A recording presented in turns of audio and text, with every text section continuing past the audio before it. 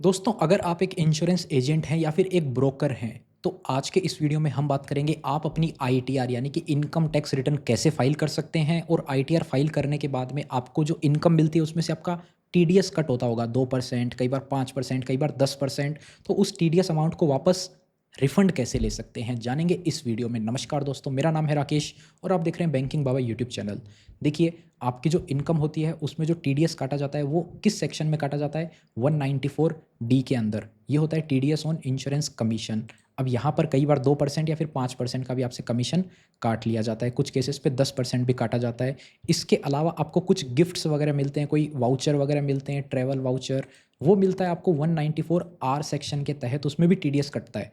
आपको कभी 5,000 रुपये का अमेजन पे वाउचर या कुछ और मिल रहा है ना, तो कंपनी जो आपको 5,000 रुपये दे रही है ना, उसको सरकार को उसके 10% के बराबर टीडीएस भी जमा करना पड़ता है। कई बार तो कंपनी आपसे मांगती है वो 10%, कई बार वो अपनी तरफ से भी जमा करा देती है। आपको 5,000 का वाउचर मिल रहा है तो 500 रुपये टीडीएस उसमें जमा करवाया जाएगा गवर्नमेंट को। अब वो आपसे भी लिया जा सकता है या कंपनी खुद से भी अपना नुकसान करके 5500 रुपये भी देना चाहे तो दे सकती है। अब जैसे क्या क्या हो गया, गिफ्ट कार्ड हो गया, कोई ट्रैवल पैकेज दिया जाता है, कोई प्रोडक्ट दे दिया जाता है, कोई इंसेंटिव स्कीम चलाती है कंपनी, भाई ये मिलेगा वो मिलेगा टारगेट अचीव करने पे, तो उस तरीके से उसमें भी जो गिफ्ट भी मिल रहा है ना, नॉन मॉनिटरी गिफ्ट, उसका भी टीडीएस जो है वो गवर्नमेंट को जमा करवाया जाता है। अब ये इनकम जो है आपकी कौन सी आईटीआर में रिपोर्ट होएगी? कोई लोग बोलते हैं 3 आईटीआर 3 में रिपोर्ट करो, कोई बोलता है आईटीआर 1 में भी कर सकते हो, 2 में भी, 4 में भी, कहीं भी कर सकते हो। तो मैं आपको बताऊंगा, अगर आपकी टोटल इनकम 7 लाख रुपए या उससे कम है तो आप उसको आईटीआर 1 या फिर 4 में भी रिपोर्ट कर सकते हैं, कोई दिक्कत नहीं होने वाली है।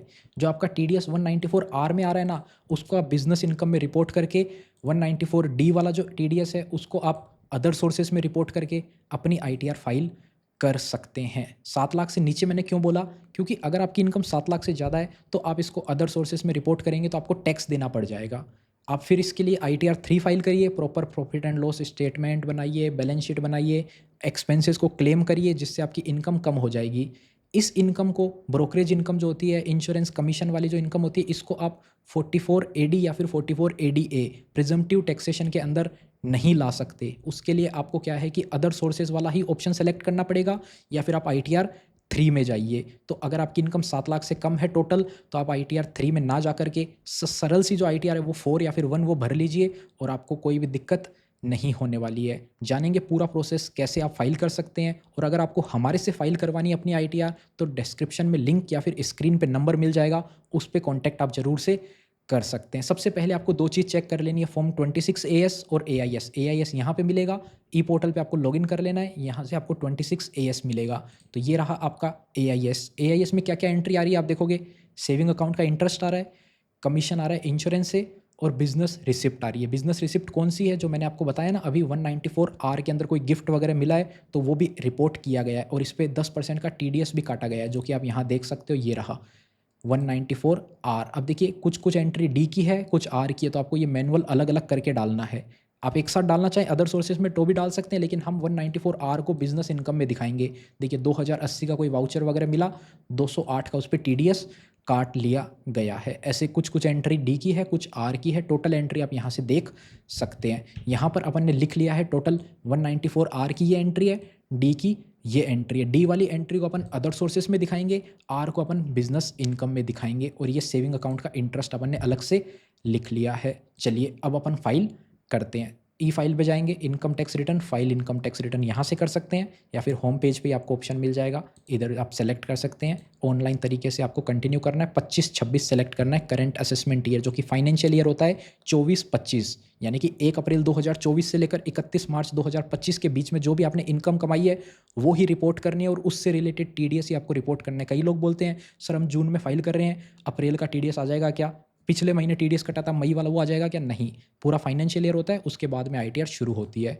यहाँ पर आपको स्टार्ट करना है न्यू फाइलिंग, पुराना आप रिज्यूम कर सकते हैं अगर आप बीच में इसको सेव करके छोड़ते हैं तो। रिज्यूम नहीं करेंगे अपन, नया फाइल स्टार्ट करेंगे।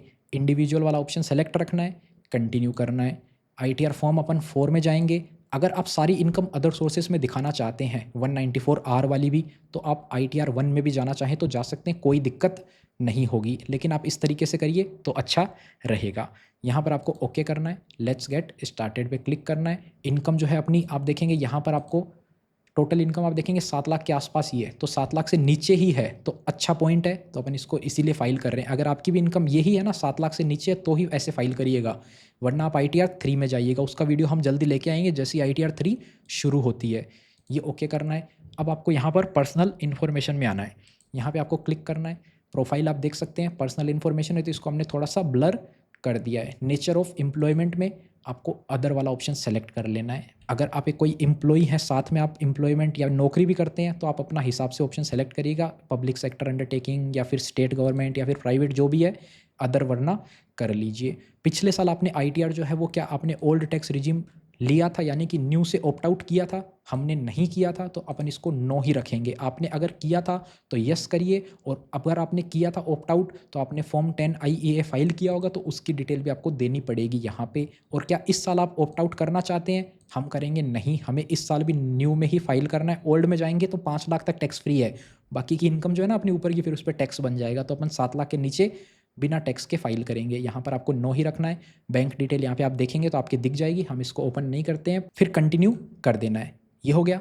अब देखिए पहला ऑप्शन कंप्लीट हो गया, पर्सनल इन्फॉर्मेशन वाला। फिर आता है ग्रॉस टोटल इनकम। यहाँ पे आपको इनकम की सारी डिटेल देनी है। बिजनेस एंड प्रोफेशन में आपको बताया कि वो बताएंगे हम 194R वाला जो था अपना, यहाँ पर था ना, वो अपन बिजनेस एंड प्रोफेशन में डालेंगे। कहाँ पे डालेंगे? 44ADA के अंदर डालेंगे। यहाँ पे अपने को बिजनेस ऐड कर लेना है, ये अपना नाम डाल देना है, या फिर आपको अपना नाम नहीं डालना है तो यहाँ पर आप वो डाल सकते हैं आपके जो बिज़नेस का नाम है। इसके बाद यहाँ पर आपको एक्टिविटी सेलेक्ट कर लेना है, जो भी आपका बिजनेस कोड है, जो भी आपको क्लोज लगता है वो सेलेक्ट करिए। हम इसमें सेलेक्ट कर लेते हैं अदर कल्चरल एक्टिविटीज़, और इसको अपन सेव कर देते हैं। ये हो गया कंप्लीट। इसमें आप यहाँ पर आप देखेंगे बिजनेस ऐड हो चुका है। बिजनेस ऐड होने के बाद में यहाँ पे आपको टोटल अमाउंट दिखाना है, कितना अमाउंट है जो आपको रिसीव हुआ है। ये रहा टोटल अमाउंट, आप यहाँ देख सकते हैं 6,364 रुपये है। हमने उसमें से अलग अलग करके निकाल रखा है पहले से ही। 6,364 है, तो यहाँ पर अपन 7,000 डाल देते हैं। कम नहीं डालना है, ज़्यादा डालना चाहो डाल सकते हो, कोई दिक्कत नहीं है। इनकम जितनी एक्चुअल है उससे ज़्यादा दिखाने में कहीं कोई दिक्कत नहीं है। कम दिखा दी ना, 1 रुपया भी कम दिखा दी तो दिक्कत ही दिक्कत हो सकती है। टोटल प्रॉफिट यहाँ पे आपको कम से कम 44ADA के अंदर 50% दिखाना होता है, लेकिन अपन एक्चुअल दिखाएंगे यहाँ पर भी, क्योंकि अपनी टोटल इनकम जो 7 लाख के नीचे ही बैठ रही है, तो कम क्यों करें, जितनी है उससे बल्कि ज़्यादा ही दिखाओ। इसको कर दिया सेव। ये 7,000 रुपये यहाँ पे अपनी बिजनेस के अंदर आ गई इनकम, और बाकी सारी इनकम अब अदर सोर्सेस में डालेंगे। Interest from income tax refund, ये क्या है? पिछले साल जो आपने रिफंड क्लेम किया था ना ITR फाइल करके, जितना आपने क्लेम किया उतना, और जितना आपके बैंक अकाउंट में आया, इन दोनों में डिफरेंस होता है। लेट्स से आपने 5,000 क्लेम किया और आपके बैंक अकाउंट में आएगा 5,100 रुपये। क्यों? जितने दिन बाद आया ना वो पैसा, उस पर सरकार ब्याज भी देती है, तो ये वही ब्याज है। इसके अलावा आपको सेविंग अकाउंट का ब्याज भी ऐड कर लेना है। ये मिलेगा आपको ऑप्शन सेविंग अकाउंट। कितना था? 690 रुपये, जो आपने यहाँ पर लिख के रखा, ये रहा। इसके अलावा सेव कर देना है। अब कौन सी इनकम ऐड करनी है? जो अपनी कमीशन वाली इनकम है 194D वाली, वो भी ऐड करनी है। तो वो आपको यहाँ पर एनी अदर में लिखेंगे, कमीशन इनकम लिख देना है। यहाँ पर आपको कमीशन इनकम डाल देना है, कमीशन इनकम। और ये कितना अमाउंट है यहाँ पर आप देखेंगे, ये रहा आपका टोटल। ये तो अपन ने डाल दी ऊपर वाली, इन दोनों को अपन को टोटल करके डालना। ये हो रहा है 6,75,000, तो अपन इसको 6,77,000 डाल देते हैं। बस, ज़्यादा डाल दो, कम नहीं ज़्यादा कर दो। 677 करके इसको अपन ने सेव कर दिया। ये अपनी टोटल इनकम 6,84,974, अभी भी 7 लाख से काफ़ी कम है। तो आप इसको बढ़ाना चाहो, 7 लाख के नीचे रखना चाहो तो कर सकते हो, कोई दिक्कत नहीं होने वाली। कन्फर्म कर देना है, ठीक है। ये हो गया कन्फर्म। यहाँ पर अब अगला है डिस्क्लोजर, LTCG, टोटल डिडक्शन। इन 3 में कुछ नहीं करना है, ओपन करके सबमिट करना है बस। ओपन किया, confirm, LTCG confirm, total deduction confirm. देखिए 1 मिनट लगा, तीनों स्टेप पूरे हो गए। टैक्सेस पेड में आपको फिर से काम करना है। क्या काम करना है? यहाँ पे आपके TDS की डिटेल आपको चेक कर लेनी है दूसरे वाले ऑप्शन में। सैलरी से तो पहले में आता है, बाकी सारा दूसरे में आता है। यहाँ पर आप देखें 2 ही एंट्री आ रही है, एक ही कंपनी के 194R वाला आ रहा है और 194D वाला आ रहा है, यानी कि ये वाला दोनों एंट्री आ रहा है। ये ICICI वाला ये एंट्री नहीं आ रही है, तो ये एंट्री आपको मैनुअल डालनी पड़ेगी। और ये 2 भी आ रही है, तो इसका अमाउंट आपको वेरीफाई कर लेना है, बराबर आ रहा है ना, गड़बड़ तो नहीं आ रहा है ना। चलिए इसको मैच करते हैं। ये आप आगे जाएंगे, 636 रुपये, 6,364, ये मैच है, परफेक्ट है। दूसरा 33,730, 33,730, 674, 284, ये भी ठीक है। ये वाला नहीं आ रहा तो इसको ऐड करना है। ये फॉर्म 26AS में आपको 10 नंबर मिल जाएगा, इस 10 नंबर से आपको ऐड कर देना। यहाँ पे आना है ऐड अनदर, सबसे पहले यहाँ पे वो 10 नंबर डालना है, 10 नंबर डालेंगे। यहाँ पे आपको सेलेक्ट करना है किस टाइप का है, 194D का है तो ये 194D सेलेक्ट कर लेना है। यहाँ से आपको ये रहा, इसके अलावा इसमें कुछ नहीं डालना है।